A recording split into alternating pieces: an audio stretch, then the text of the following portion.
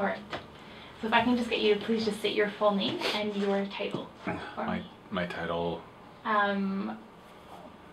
Your golf number title, if you have any other titles too, that'd be helpful. Okay, so my name is Nelson Parker. I'm a social worker in private practice, and I'm also a professor here at University of Guelph Humber. Perfect. So I know that you did a presentation a few years ago at the National Eating Disorders Information Center. So I was just wondering if you could talk about some of the stuff that you talked about there. If you had anything that you want to say freehand. If not, I have some questions that we might be able to help the discussion. Okay, well, I'll tell you a little bit about the that conference. There was some momentum to begin to look at eating disorders and eating issues as they impacted men. So I, at the time, was working at a counseling program for gay men. I was contacted to see was this kind of an issue happening in the community for gay men. Was I seeing a lot of people with eating disorders as an issue? I had known sort of anecdotally about some people, but I hadn't worked directly with people who had sort of what people would traditionally think of as like an anorexia or a bulimia. But certainly kind of moving out from that into issues of body image and body dysmorphia, there was a lot of evidence of that. And so I said that what I could feel comfortable presenting on was kind of the issue of body image, particularly as it had impacted gay men, and where it's, and I took a somewhat historical perspective, not going back too far, but to reflect on sort of images and body image as it had been in sort of the 50s, 60s, 70s. What were some of the patterns that you had found? I think sort of the most interesting thing was that there had always been a kind of an idealization of a male physique, and that went back like quite far. That there'd been like male pictorial magazines, and they were always framed as being for bodybuilding, but clearly they had like an erotic element for people, and those images had always been present. And that was kind of in a contradiction to what a typical image of what a gay man would be. And really the most significant trend started to shift as gay liberation occurred, and then there came to be more visual images of real true gay men, that physical ideals of like hypermuscular kind of bodies and images were idealized. And then there was the impact of HIV and AIDS, and so then people became, particularly in the early years of the AIDS crisis, people were getting sick. They were young and getting sick. They were losing their looks. They were losing their physical control, their physical self in many ways, and so there became an ideal of not looking ill. So it was very important to look healthy because that meant you didn't have HIV. And then there was a real movement towards working out, muscularity, muscles, and size were a really defining pattern. Mm. So then what issues then do men face with regards to body image and aesthetics that can trouble them to that point? I think that there's been, as issues around gender are sort of evolving and changing, so are some of these trends around how men see their bodies. So I think that the sort of the most obvious thing is like people talk about metrosexuals and this idea that all of a sudden men became much more interested in how they looked, how they groomed themselves, what their physique looked like, idealization of certain kind of bodies, and if you think about like comic books, action figures, all those kind of things present male physique in a very specific way of what is ideal. Then I think men started to become aware of those things, and some men started to feel the need to sometimes control eating and follow. There is some evidence. I certainly have seen. There's an interesting documentary, I can't remember the title of it, on eating disorders for gay men. So there clearly were some people who were presenting with a traditional kind of experience of eating disorders, but there also was a lot more body dysmorphia and pressure to do things like steroids. And I think men in general, that's become, it's interesting, I just came from working out at the gym at Guelph Harbor, and there was clearly a young man whose back was covered in acne, who was very big, and it's obvious to me is doing a lot of steroids. And there was a lot of young guys around him talking and really interested in what he had to say, and you know, it seems to me that's, they're all responding to some kind of pressure about what it is they're supposed to look like. So would you say that that gentleman at the gym just now was being admired for? Oh, definitely, definitely. Okay. So do you think that obviously men and females, or males and females, we all experience different types of pressures. Do you think that the pressures that a straight man would experience would be different than what a gay man would experience? Yes, I do. I mean, I think that some of the trends in the gay community might be that there is more of a pressure around an expectation of physical beauty or staying young, and an idealization of staying young and fit, and that that may be less so in the heterosexual community, and I think that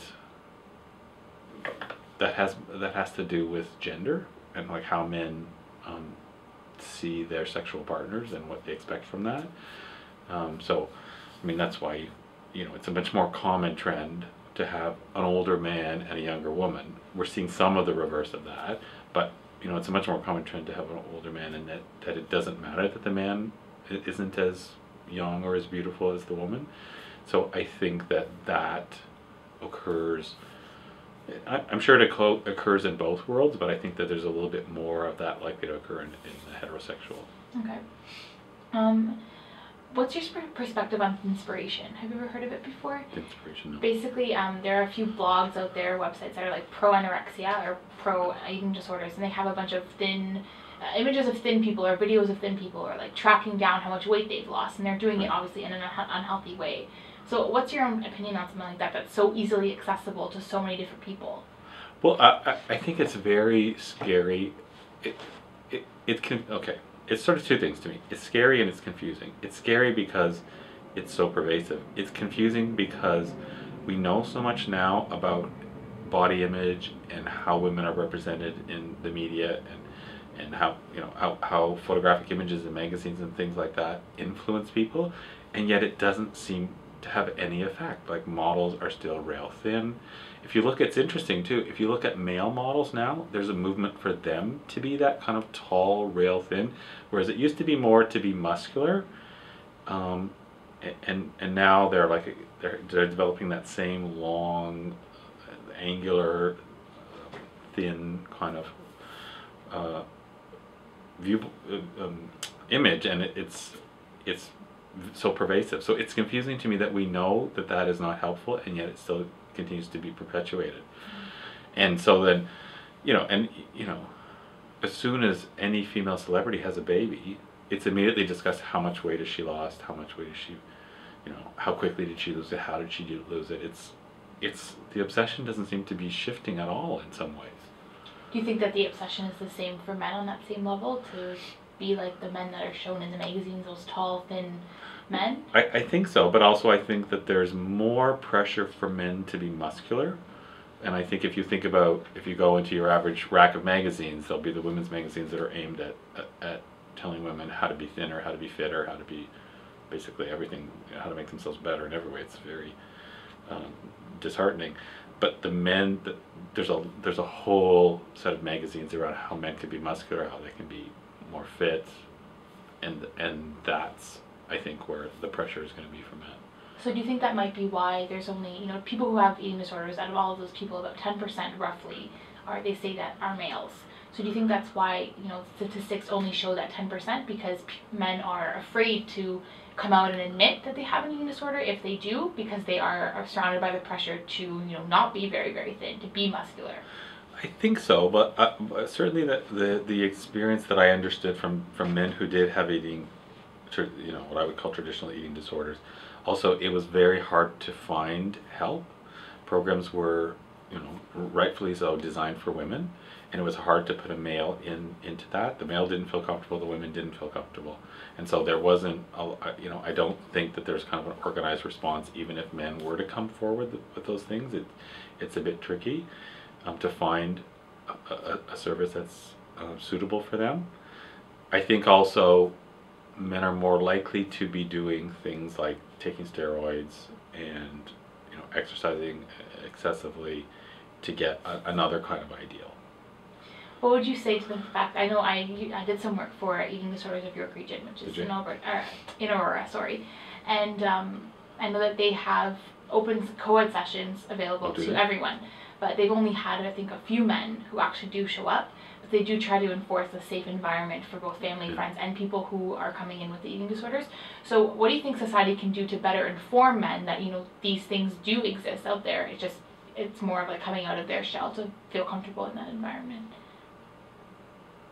I don't know if there's anything that I mean, I guess if any service is going to be targeting men, then they'd have to sort of have ways to communicate that outward in their promotional materials, in their program design. I mean, it's interesting. It'd be interesting to see, and I don't think we know this. Like, do co-ed sessions work? Like, does that actually work as a strategy? I'm sure nobody's even had a chance to study that yet because there hasn't been a significant enough volume of people. But it'd be interesting to hear sort of theorizing and writing about what kind of modality would work. Is it that? And then, if it is, to communicate that out effectively. I think it's very difficult when people are doing things like taking steroids. They do not, my experience in working with clients who are doing that, they're not really interested in not doing it. And my kind of expressions of concern to them often fall on pretty deaf ears. So, for example, I called Telehealth Ontario a few weeks ago to talk to them about this issue, just curious to see if they had any research. And when I talked to the nurse on the phone, she said that she had no information to give me about males with eating disorders. And I know that there's limited amount of research, but for Telehealth Ontario, for a big organization that's supposed to be helping a large number of people, to have no research, that kind of shocked me. So I was just wondering if that also shocked you, hearing that. It doesn't shock me, and I suspect that there may be information, but that this is a kind of at this point, a hidden problem. Like, it hasn't really come out of. It's a bit like things to do with sexual abuse for men. Like, it came much after kind of services and energy and political action and all those things around women and girls who had been sexually abused. It was later that issues for males came along, and I think this will be the same kind of thing. It'll take an agency offering a program and that getting some momentum behind it. It's probably going to be things like the conference that I presented at. There was some. I was on a panel with like a sports coach who was talking about body dysmorphic issues with athletes, and it's going to take things like that for it to get on the radar, on the radar, and then probably an agency to offer something, and then somebody like Telehealth may hear. Perfect. Do you have anything else to add at this point? I feel really bad. I don't remember the name of that film to tell you. Oh, it's okay. Okay. So, but no, I don't think so. Perfect. Thank you so much. Okay. That's great. So how much do I get paid?